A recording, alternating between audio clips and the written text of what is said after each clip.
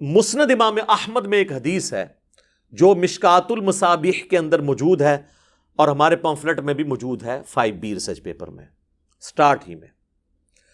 رازدار رسول حذیفہ ابن یمان رضی اللہ تعالیٰ عنہ علیہ السلام کہتے ہیں کہ میں نے خود نبی علیہ السلام کا ایک خطبہ ممبر پر سنا تھا بعد میں آنے والے حکمرانوں سے متعلق.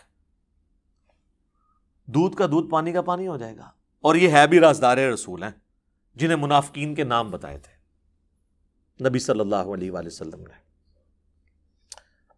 تو حذیفہ ابن یمان کہتے ہیں کہ نبی علیہ السلام نے فرمایا کہ اللہ تعالیٰ جب تک چاہے گا تم میں نبوت باقی رہے گی، یعنی میرا وجود، اور پھر جب اللہ چاہے گا مجھے اٹھا لے گا، اور پھر میرے بعد خلافت علی منہاج النبوہ قائم ہوگی اور وہ بھی باقی رہے گی جب تک اللہ چاہے گا، پھر اللہ اس کو بھی اٹھا لے گا.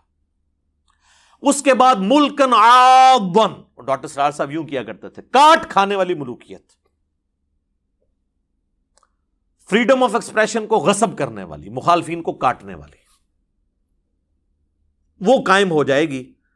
اور پھر اللہ تعالیٰ جب تک چاہے گا وہ رہے گی. ظاہر ہے فرعون، نمرود، ان سب لوگوں کو بھی حکومتیں جو ہیں وہ اللہ نے نہیں دی ہیں نا، آزمائش کے لیے. پھر اللہ تعالیٰ اسے بھی اٹھا لے گا. پھر جابر حکمرانوں کا دور شروع ہو جائے گا.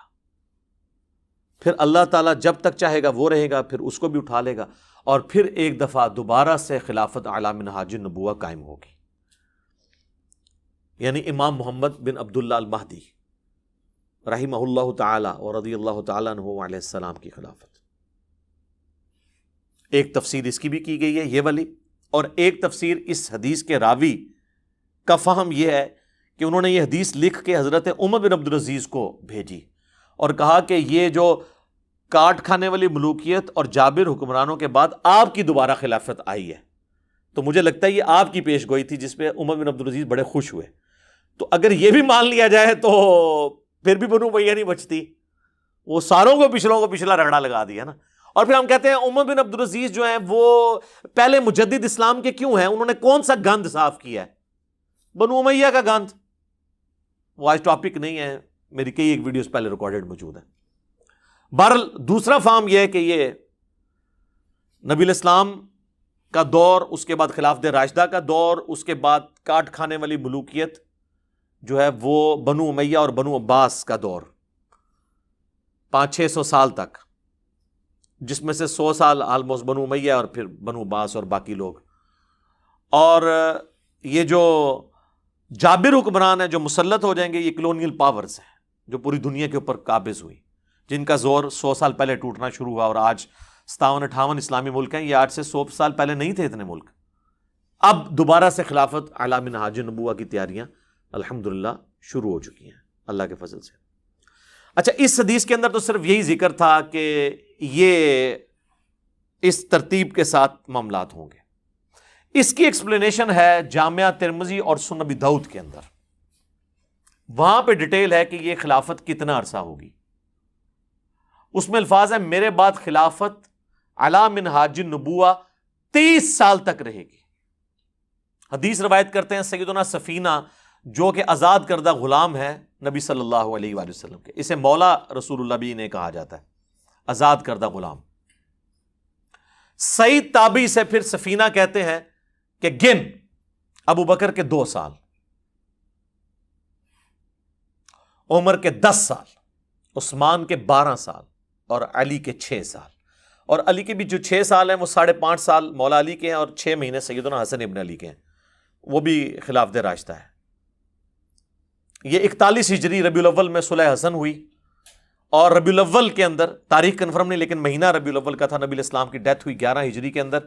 یہ ٹوٹل 30 سال بنتے ہیں. اور خود امام ابن تیمیہ بھی مانتے ہیں کہ صلح حسن کے اوپر خلافت راشدہ ختم ہوئی اور نبی علیہ السلام کی پیش گوئی پوری ہوئی.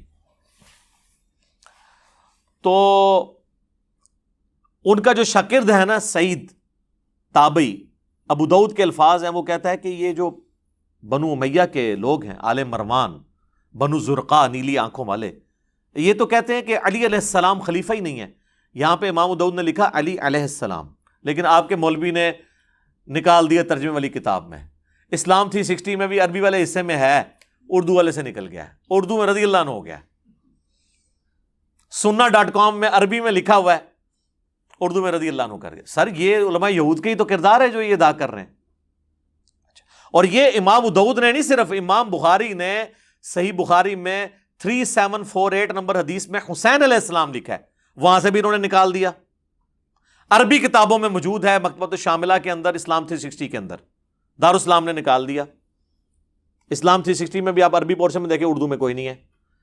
6318 نمبر حدیث میں فاطمہ اور علی کے ساتھ علیہم السلام لکھا ہوا ہے, اکٹھا نکال دیا انہوں نے. خیر ادھر واپس ہیں. امام ابو داؤد نقل کرتے ہیں کہ جب سعید تابعی نے کہا نا کہ یہ تو بنو امیہ علی علیہ السلام کو خلیفہ ہی نہیں مانتے, چلیں اس سے یہ بھی ایک جو انہوں نے ڈھونگ رچایا تھا نا کہ جی وہ تو خلیفہ مانتے تھے, صرف وہ قصاص عثمان کی بات کرتے تھے. یہ تو تابعی خود بتا رہا ہے کہ بنو امیہ تو حضرت علی کو خلیفہ ہی نہیں مانتے تھے. ابھی تو میرے پاس اس کے اندر بہت کچھ کہنے کو ہے. میں نے ریسنٹلی ایک ویڈیو ریکارڈ کرائی ہے, حضرت معاویہ رضی اللہ تعالیٰ عنہ سے متعلق 15 حوالے میں نے صحابہ سے لے کر بعد کے علماء تک کے دیے, وہ آپ دیکھ لیں, آج وہ ٹاپک نہیں ہے. تو حضرت سفینہ کو غصہ آتا ہے, وہ کہتے ہیں کہ یہ بنو زرقا کی پیٹھ سے جھوٹ نکلا ہے جہاں سے یہ ہوا خارج کرتے ہیں. اور ترمذی کے الفاظ ہیں, ان کی اپنی جو حکومت ہے یہ شریر ترین بادشاہت ہے, بدترین بادشاہت ہے. یہ علی کو خلیفہ نہیں مان رہے, یہ تو خود شریر ترین بادشاہ ہیں. اچھا اب حضرت سفینہ جو ہے نا یہ فوت ہوئے ہیں 74 ہجری کے اندر, واقعہ کربلا ہوا ہے 61 ہجری میں. ناسبی پلی یہ لیتے ہیں کہ یہ انہوں نے حضرت معاویہ کی حکومت کے بارے میں نہیں کہا, پھر بھی پھنس جائیں گے پھر یزید کے بارے میں کہہ دیا, تو آپ تو یزید کے بھی چمچے ہیں. وہ پھر کہتے ہیں چھوٹی قربانی کر لو, بڑے کو بچا لو.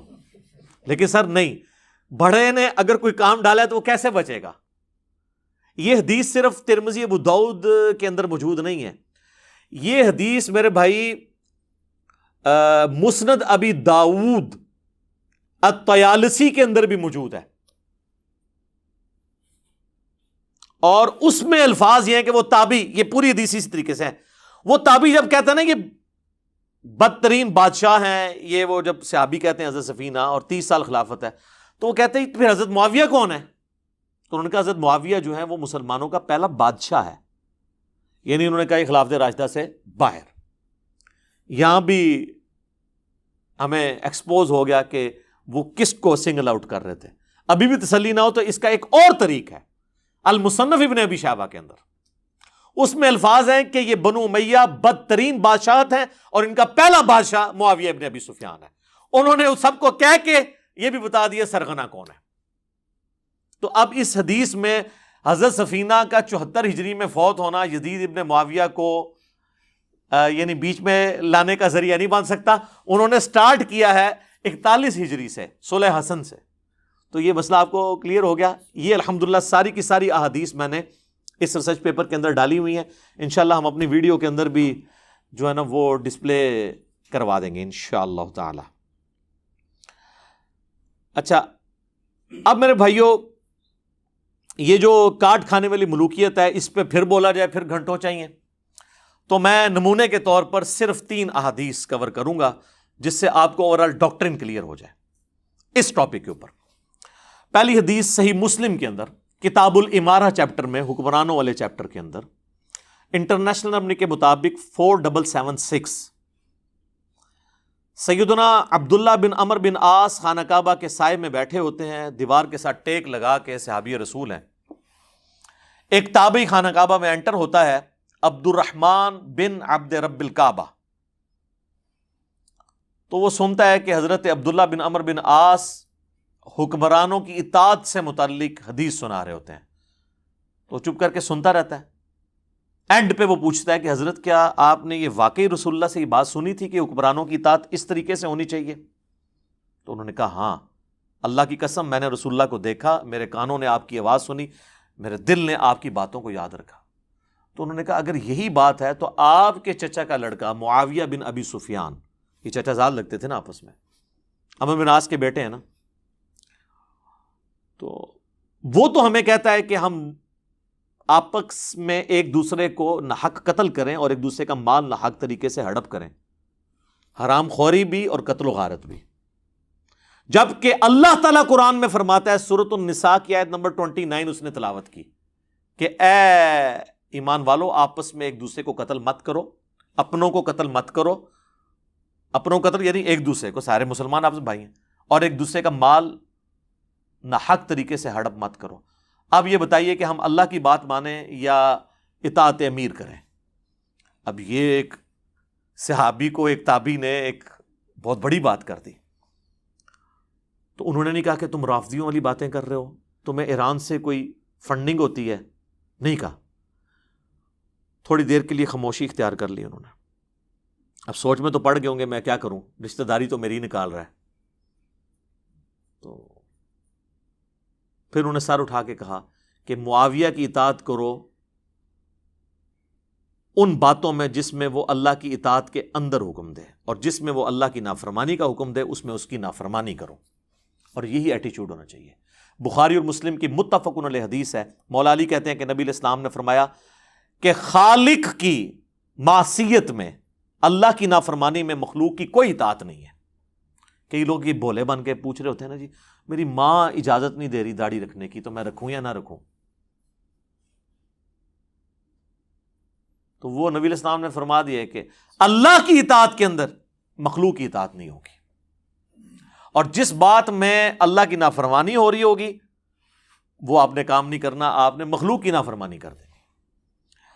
تو یہ ایک اوورآل پورا آپ کو پکچر کلیئر کر دے گی۔ ایک اور حدیث، اچھا یہ تینوں کی تینوں حدیثیں صحیحین میں، بلکہ ابھی تک آپ دیکھ رہے ہیں ساری مشہور کتابوں سے۔ دوسری حدیث صحیح بخاری میں 4108، تحکیم کے بعد جب حضرت معاویہ رضی اللہ تعالیٰ عنہ مدینہ شریف آتے ہیں، یہ فتح الباری میں پورا اس کا سیاق و سباق موجود ہے کہ کس موقع پہ ہوا۔ تو بخاری کے الفاظ ہیں کہ حضرت معاویہ وہاں پہ ایک خطبہ دیتے ہیں، اور سیدہ حفصہ جو حضور علیہ السلام کی زوجہ اور ہماری ماں ہیں ام المؤمنین، وہ اپنے بھائی عبداللہ بن عمر سے کہتی ہیں کہ جاؤ، حضرت معاویہ آئے ہیں اور وہ خطبہ دے رہے ہیں، تم جا کے خطبے میں شریک ہو، یہ نہ ہو کہ تمہاری غیر موجودگی کو کچھ اور ہی سمجھ لیا جائے کہ کچھ سازش ہو رہی ہے۔ تو وہ چلے گئے، اس سے یہ بھی پتا چلا کہ وہ جانا نہیں چاہتے تھے، تبھی بھیجنا پڑا نا، ظاہر ماں بھی تھی، ام المومنین ہونے کی وجہ سے وہ بڑی بہن بھی تھی۔ عبداللہ بن عمر جب وہاں پہنچے تو حضرت معاویہ نے خطبے میں بات کرتے ہوئے کہا کہ تم میں سے جس کو اس امر خلافت کی خواہش ہے نا، تو وہ اپنا سینگ اٹھائے، اپنا سر اٹھائے، میں اس کے باپ سے بھی زیادہ خلافت کا حقدار ہوں۔ اب یہ باتیں چپ کر کے حضرت عبداللہ بن عمر سنتے رہے، یہاں تک تو کلیئر نہیں کہ انہوں نے کس کو یہ ٹونٹ کروائی ہے، لیکن اسی حدیث میں آگے آتا ہے کہ حبیب بن مسلمہ تابعی کہتے ہیں کہ جب مجمع چھٹ گیا تو میں نے عبداللہ بن عمر سے کہا کہ حضرت آپ نے معاویہ کو اسی وقت کیوں نہیں جواب دیا؟ تو پتہ چل گیا وہ کس کے باپ کو کہہ رہے تھے۔ سیدنا عمر کی توہین وہ شخص کر رہا ہے کہ جو حضرت عمر کے دور میں رومن امپائر گری، اس رومن امپائر میں شام میں انہوں نے حکومت قائم کی ہے، اور وہ محنتیں کن کی ہیں؟ حضرت عمر کی۔ تو جن لوگوں کو ابو بکر اور عمر کا لحاظ نہ ہو، انہوں نے مولا علی کا لحاظ کہاں سے کرنا ہے؟ سیدھی سی بات ہے۔ تو عبداللہ بن عمر کہتے ہیں کہ میں نے ارادہ تو کیا کہ میں اپنی گوٹ کھولوں، یوں کر کے احتبا کر کے دونوں گھٹنوں کو یوں لے کے بیٹھے تھے، اور میں اسے وہیں بھرے مجمع میں جواب دوں کہ تجھ سے زیادہ خلافت کا حقدار وہ ہے کہ جس نے تم دونوں باپ بیٹا ابو سفیان سے اور معاویہ سے رضی اللہ عنہما، ہم تو احترام سے ہی نام لیں گے، ظاہر سے صحابیت تو ہے، تم باپ بیٹا سے جنگ کی ہوئی ہے جب تم دونوں کافر تھے اور ہم مسلمان تھے، یعنی تم لوگ جونیئر مسلمان ہو، طلقاء ہو، فتح مکہ پہ مسلمان ہوئے ہو، اور آج ہم سینئر مسلمانوں کو کہہ رہے ہو تم لوگوں کے ساتھ تو ہم جنگیں لڑ چکے ہیں، تم لوگوں کو ہم نے مار مار کے اسلام میں داخل کیا۔ ظاہر ہے کہ وہ مارے کھائی ہیں تو پھر آہستہ آہستہ ان کو ہوش آئی ہے نا کہ اسلام کا پلڑا بھاری ہو گیا۔ پھر عبداللہ بن عمر کہتے ہیں کہ پھر مجھے جنت کی نعمتیں یاد آ گئیں، پھر میں فتنے کے ڈر سے خاموش ہو گیا۔ حبیب بن مسلمہ کہتے ہیں کہ عبداللہ بن عمر نے خاموش ہو کے اپنی جان بھی بچا لی، اپنی عزت بھی بچا لی۔ ایک ماموں نے دوسرے ماموں سے اپنی جان اور عزت بچا لی، کہتے ہیں نا خال المومنین، اچھا عبداللہ بن عمر خال المومنین نہیں ہے؟ عبد الرحمن بن ابی بکر خال المومنین نہیں ہے؟ اور محمد بن ابی بکر خال المومنین نہیں ہے؟ ہمارے باقی سارے خال المومنین کو ایک خال المومنین سے تکلیفیں اٹھانی پڑی ہیں. تو یہ حدیث کے الفاظ بتا رہے ہیں کہ اس وقت فریڈم آف ایکسپریشن کو کس طریقے سے غصب کیا جاتا تھا. اچھا یہ جو حضرت عبداللہ بن عمر کے الفاظ ہیں نا، یہ بڑے انٹلیکچوئل ہیں، کیونکہ یہی الفاظ حضرت عمر نے بھی یوز کیے تھے. اور حضرت عمر کا ویژن دیکھیں، انہوں نے پہلے یہ چیز بتا دی تھی. صحیح مسلم کے اندر ایک حدیث ہے، میں نے ریسرچ پیپر میں ڈالی ہے، انٹرنیشنل نمبر ہے 1258. حضرت عمر نے اپنی شہادت سے کچھ عرصہ پہلے جمعے کا خطبہ دیا اور انہوں نے رسول اللہ کا ذکر کیا، پھر حضرت ابوبکر کا ذکر خیر کیا، اور پھر فرمایا کہ میں نے خواب دیکھا ہے کہ مجھے ایک مرغے نے 3 ٹھونگے ماری ہیں، اور میں اس کی تعبیر یہ کرتا ہوں کہ ان قریب مجھے قتل کر دیا جائے گا. اچھا انہوں نے کہا کہ بعض لوگ مجھے مشورہ دے رہے ہیں کہ میں اپنا کسی کو جانشین مقرر کر دوں، لیکن میرا کوئی ایسا ارادہ نہیں ہے، اللہ اپنے دین کو برباد نہیں ہونے دے گا. پھر انہوں نے کہا کہ اگر میری موت جلدی واقع ہو گئی حادثاتی طور پر، تو میری طرف سے یہ حکم ہے کہ خلافت کا فیصلہ صرف ان 6 لوگوں میں طے ہوگا جن سے رسول اللہ اپنی وفات تک راضی رہے. اور بخاری میں الفاظ ہیں 3700 نمبر حدیث میں کہ خلافت کا معاملہ ان 6 بندوں سے باہر نہیں آنا. بخاری میں پھر نام بھی حضرت عمر نے لیے اور فرمایا علی، عثمان، طلحہ، زبیر، عبد الرحمن بن عوف اور سعد ابن ابی وقاص. ویسے ایک اور بندہ بھی تھا 7واں، چونکہ وہ ان کا بہنوئی تھا، سعید ابن زید. وہ سب و شتم کی حدیثیں اشرا مبشرہ والا یاد آیا جائے، سعید ابن زید. ان کا نام اس لیے نہیں لیا کہ وہ رشتہ دار تھے، ان کو چھوڑ دیا اور کہا میرے بیٹے عبداللہ بن عمر کو مشورے میں تم شامل کر سکتے ہو، لیکن اسے خلیفہ نہ چننا. ان 6 بندوں میں سے کسی کو چننا جن سے رسول اللہ اپنی وفات تک راضی رہے. تو آج ہم ہوتے تو ہم پوچھتے کہ پھر ہمیں وہ بھی بتا دیں جن سے حضور وفات کے وقت ناراض تھے. آپ کو تو کہنا چاہیے سب سے ہی راضی رہے. یہ کہتے ہیں نا سر ہر چیز میں اشارے موجود ہیں. ابھی تو یہ بات ختم نہیں ہوئی. پھر حضرت عمر کہتے ہیں، مسلم کے الفاظ ہیں کہ اگر تم دیکھو کہ ان 6 لوگوں کی خلافت میں کوئی تام کر رہا ہے تو سمجھ لینا کہ یہ وہی لوگ ہیں کہ جن کو میں نے اسلام کی خاطر اپنے ہاتھوں سے مارا ہے، اور یہ اسلام کے دشمن اور کافر ہیں. یہ الفاظ ہیں. ادھر عبداللہ بن عمر نے کہا نا کہ تمہیں تو ہم نے مار مار کے مسلمان کیا ہے، اور یہاں حضرت انہوں نے اپنے باپ کے الفاظ ریپیٹ کیے. تو عبداللہ بن عمر نے اپنے باپ کے مشن کو ہی آگے لے کر چلے، لیکن وہ سامنے نہیں بات کی، بعد میں کی. ظاہر ہے پھر سر حسین ابن علی اور ابن عمر میں تو فرق ہوگا نا. ان کی نیچر جو ہے وہ ذرا پیسیو تھی، ان کی ایکٹیو تھی، ایکسٹروورٹ تھے. تیسری حدیث بھی صحیح بخاری میں ہے 4827.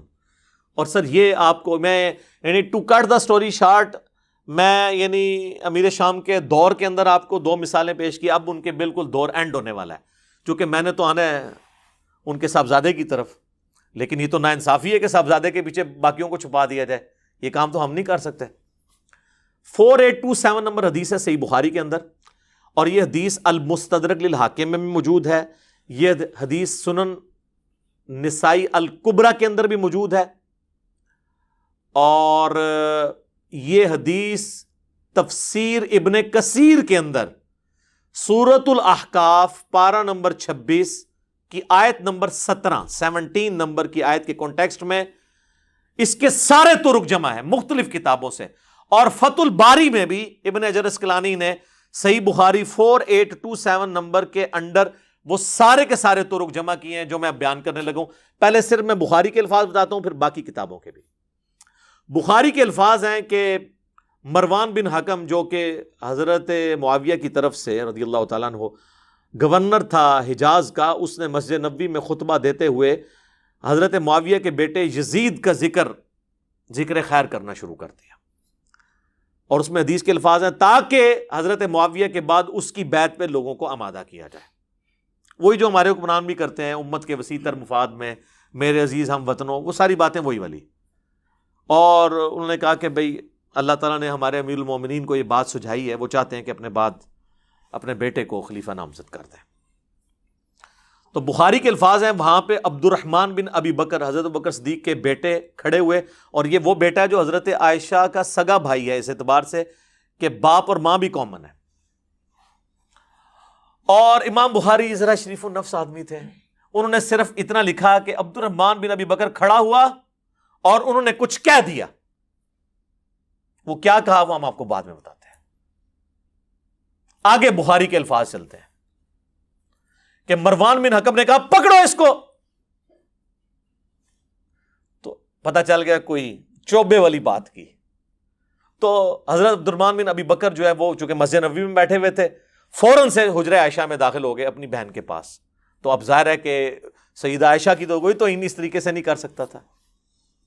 تو اس کا غصہ نہیں ٹھنڈا ہوا. مروان بن حکم نے باہر سے ہی کہا کہ او ابو بکر کے بیٹے، وہ تیرے بارے میں قرآن میں آیت نازل ہوئی ہے سورہ الاحقاف کی آیت نمبر 17 کہ یہ کہتا ہے کہ میرے ماں باپ مجھے کہتے ہیں کہ مرنے کے بعد زندہ کیا جائے گا، اللہ کے حضور پیش ہونا ہے. تو یہ تو اگلے لوگوں کی سٹوریاں ہیں. ابو بکر کے بیٹے تو ہی ہے، یہ تو ہی وہ کافر ہے جس کے بارے میں یہ آیت نازل ہوئی، نعوذ باللہ.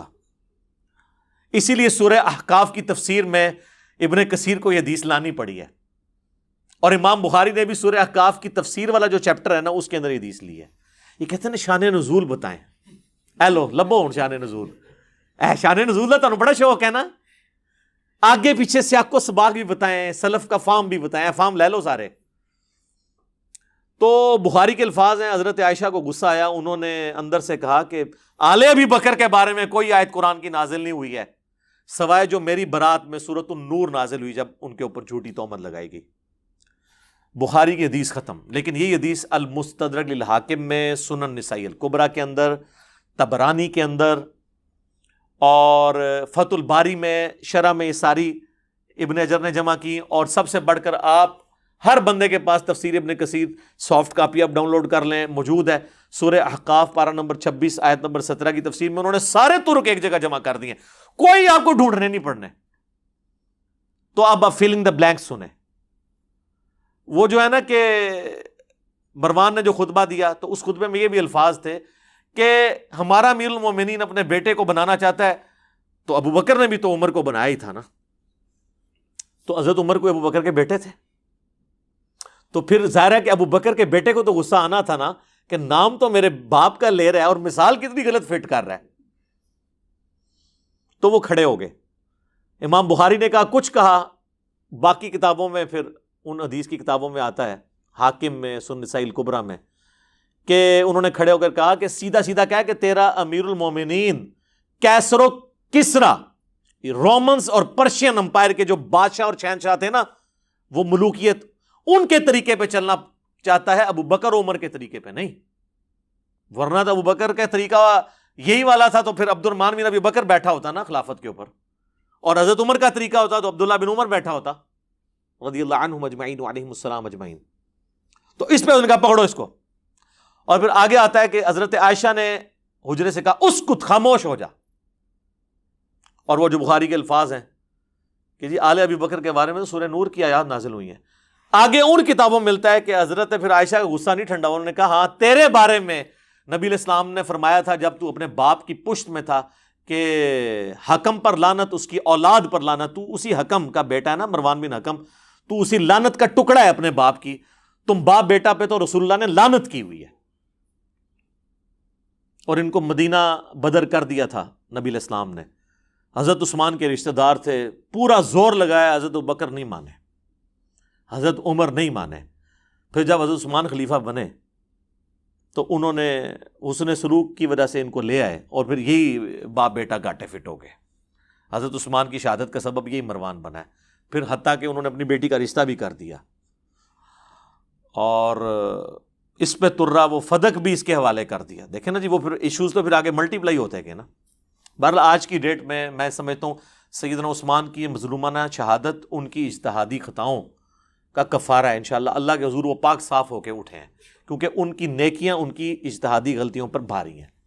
یہ اجتہادی غلطیاں میں لفظ استعمال کر رہا ہوں، کسی کو شاید یہ برا لگ رہا ہو کہ جی اجتہادی غلطی کیوں کہہ رہا ہے؟ اس لیے کہ اوور آل ان کا جو سٹانس ہے نا وہ ریلیجن کو سپورٹ کرنے والا ہے. اگر وہ نہ ہوتا تو میں اس کو پھر فاش غلطی کا لفظ بول دیتا، لیکن میں نہیں بولتا. تو اس حدیث کے اندر یہ لعنت کے الفاظ، بلکہ مسند ابی یعلا کے اندر اس کو سپورٹیو ایک حدیث ہے کہ حسن و حسین بیٹھے ہوئے تھے علیہم السلام، اور مروان مدینے کا حاکم خطبہ دے رہا تھا، اور اس نے اس میں کہا کہ اہل بیت تو ہے ہی لعنتی لوگ، نعوذ باللہ. تو حضرت حسین سے پھر صبر ہوتا تھا، تو انہوں نے کہا ہم تو لعنتی نہیں ہیں، ہماری شان میں تو قرآن میں آیات ہیں، البتہ تو اور تیرے باپ کے اوپر نبی علیہ السلام نے لعنت فرمائی تھی. تو یہ جو روایتیں ہیں نا، اس کو سپورٹیو کئی ایک روایتیں ہیں کہ یہ لعنتی لوگ تھے. لعنت عربی میں کہتے ہیں اللہ کی رحمت سے دور لوگ، یا اس کو آپ ہماری زبان میں کہتے ہیں منحوس لوگ، نحست پہ ہی جنا ہوتے ہیں. ٹھیک ہے، یہ آپ کو پتا چل گیا کہ یہ کہتے ہیں نا جی وہ یعنی بڑا مشورہ ہوا، یہ وہ جی اتنے صحابہ نے بیعت کر لی تھی، یہ کس طریقے سے یہ تحفہ مسلط ہوا ہے امت کے اوپر. کئی ایک ٹاپکس ہیں، میں اس کو پھر اب کنکلوژن کی طرف لے کے آتا ہوں. یہ ہے میرے بھائیوں میرا ریسرچ پیپر، واقعہ کربلا کا حقیقی پس منظر 72 صحیح الاسناد احادیث کی روشنی میں. یہ میں نے 72 کا ٹائٹل شہدائے کربلا کی نسبت سے لیا ہے، ادروائز اس میں احادیث 200 سے زیادہ ہیں، اکثر بخاری اور مسلم سے ہیں. سب سے پہلے میں نے عربی میں لکھا اسے، اس کے بعد اس کا اردو ترجمہ ہوا، پھر ہندی ترجمہ ہوا، پھر انگلش ترجمہ ہوا. 4 زبانوں میں انٹرنیشنل پمفلٹ ہے. بخاری اور مسلم تو صحیحین ہیں. بخاری اور مسلم کے علاوہ جو احادیث کی کتابوں سے احادیث لی گئی ہیں، سب احادیث کے اوپر دور حاضر کے بڑے بڑے جو محققین ہیں، محدثین، شیخ البانی، شیخ زبیر علی زئی، شیخ شعیب ارنوت رحمہم اللہ اجمعین، ان کی تحقیم لگی ہوئی ہے. اور کوئی بھی حدیث ایسی نہیں ہے جس کو کسی نہ کسی محدث نے صحیح نہ کہا ہو. اس کے علاوہ پرانے بزرگوں کی بھی تحقیم ہے، امام حاکم کی، امام ذہبی کی، امام ترمذی کی، اور ائمہ کی بھی. اور یہ جو ریسرچ پیپر ہے میرے بھائیوں، یہ آلموسٹ یہ پوری سٹوری کو کور کرتا ہے، اور اس کا نام میں نے کیا رکھا ہے؟ واقعہ کربلا کا حقیقی پس منظر 72 صحیح الاسناد احادیث کی روشنی میں. واقعہ کربلا کو ڈسکس کرنا اہم نہیں ہے کہ نعوذ باللہ من ذالک وہاں پر آرا چلا تھا یا تیر چلے تھے. اصل چیز امپورٹنٹ یہ ہے کہ یہ واقعہ ہوا کیوں نبی علیہ السلام کی وفات کے بعد صرف 50 سال گزرے اور آپ کی پوری اولاد ذبح کر دی گئی. یہ تو کسی پیغمبر کے ساتھ نہیں ہوا. یہ اتنا بڑا معاملہ ہے کہ ہم اس کو ہلکا نہیں چھوڑ سکتے، جبکہ ہمارے پاس غدیر خم کی حدیث بھی موجود ہو. صحیح مسلم میں اوپر تلے 4 حدیث ہیں. مولا علی کے فضائل والے چیپٹر میں انٹرنیشنل نمبر کے مطابق 6225 سے 6228 تک نبی علیہ السلام نے اپنے آخری حج میں مدینہ شریف آتے ہوئے مکے سے واپسی پہ خم نامی گاؤں میں ایک خطبہ دیا. اونٹ کے پالان کا ممبر رکھا گیا. آپ علیہ السلام نے کنکلوڈنگ گفتگو کی، اے لوگو آگاہ ہو جاؤ، میں بھی ایک انسان ہوں. قریب ہے کہ اللہ کا قاصد یعنی موت کا فرشتہ میرے پاس آئے اور میں اس کی دعوت قبول کر لوں. میں اپنے بعد تم میں 2 بھاری چیزیں چھوڑ کے جا رہا ہوں. ان میں سے پہلی چیز اللہ کی کتاب ہے، اس میں ہدایت ہے، اس میں نور ہے. تم اللہ کی کتاب کو پکڑو، اپنا تعلق اس کتاب کے ساتھ مضبوط کرو. اللہ کی کتاب اللہ کی رسی ہے، جو اسے پکڑے گا وہ ہدایت پہ ہوگا، جو اسے چھوڑ دے گا وہ گمراہ ہو جائے گا. پھر زید ابن ارقم کہتے ہیں کہ نبی علیہ السلام ہمیں ترغیب دلاتے رہے، اللہ کی کتاب، اللہ کی کتاب، اللہ کی کتاب. اور پھر فرمایا کہ دوسری بھاری چیز میرے اہل بیت ہیں، میں اپنے اہل بیت کے معاملے میں تمہیں اللہ کا خوف دلاتا ہوں. اور اس جملے کو آپ نے 3 دفعہ ریپیٹ کیا. لیکن امت نے بالکل الٹ کیا، نہ قرآن کو پکڑا اور نہ اہل بیت کو زندہ چھوڑا. تو یہ ایک بہت تلخ چیز ہے. اور نبی علیہ السلام ہمیں غدیر قوم کے اوپر وصیت کر کے گئے، اور یہ پلیٹ فارم اللہ کے فضل سے قرآن کی توحید پہ کھڑا ہے، اور اہل بیت کے دفاع پر یہ پلیٹ فارم غدیر قوم پہ ہے. الحمدللہ. غدیر قوم کی حدیث تو بہت کم ہی بیان ہوتی تھی، اور کئی مکتب فکر کے لوگوں کو تو اس حدیث کا پتہ ہی نہیں تھا.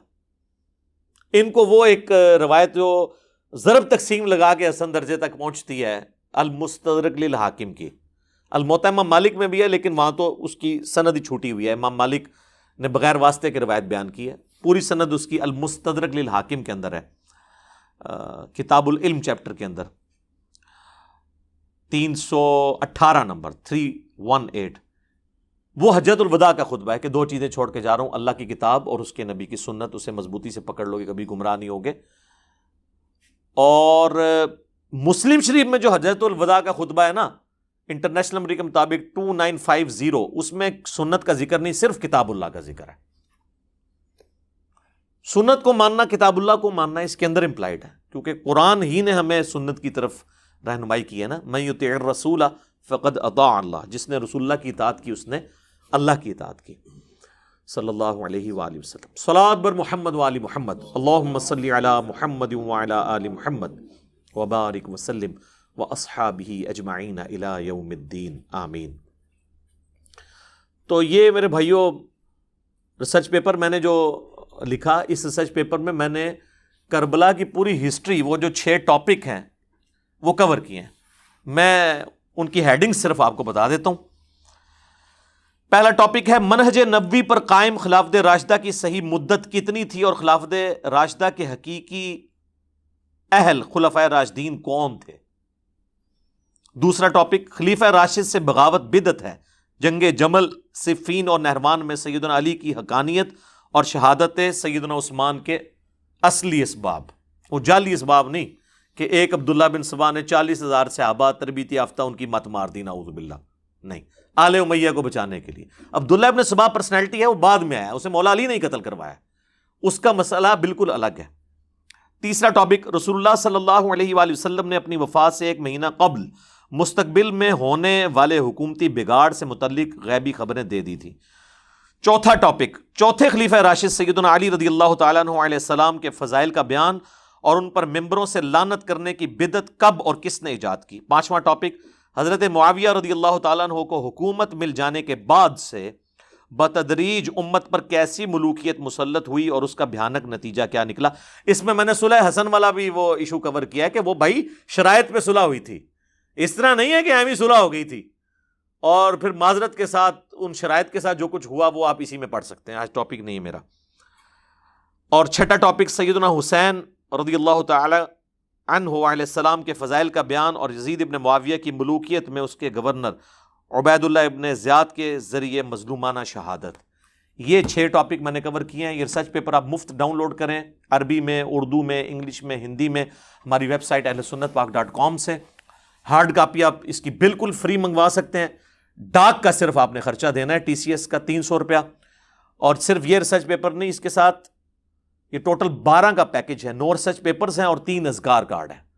12 کا پیکج صرف 300 روپے میں، اور وہ بھی ڈاک کا خرچہ TCS کا، آپ کے گھر آ جائے گا صبح 9 سے لے کر شام 5 بجے تک۔